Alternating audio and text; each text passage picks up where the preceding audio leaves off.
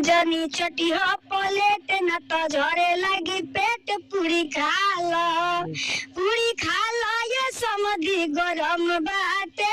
पूरी खा लो अवतर कोई के नौकरिया आजा के कीन लिहा तू बजरिया कुसुम रंग असरिया राजा जी ब्लाउज गोकरिया राजा जी कि ताजा ताजा फल रसदार बड़ुए आ समधी के दीदिया छिनार बड़ुए आ चलो ठेला पर अकेला ले हब बीछी के हो आ बोल का भाव बतारा दीदी के हो। अरे पूरी खा लो ये समधी गरम बाटे। पूरी खा लो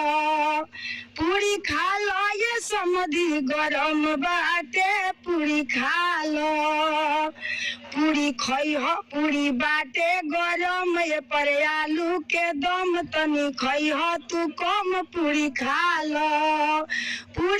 लो ये समधी गरम बाटे। पूरी खा लो खइह भरी भरी पेट जनी चटिह प्लेट न तो झरे लगी पेट। पूरी खा लो ये समधी गरम बाटे। पूरी खा लो इहो पुड़िया बनौलस हलुआ भैया जौन दीदिया के रौरो लागेले सैया। पूरी खा लो ये समधी गरम बाटे।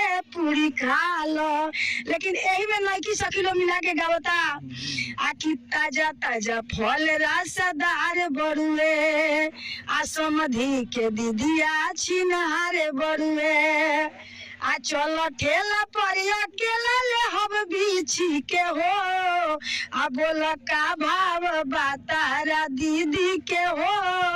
बोल का भाव बतारा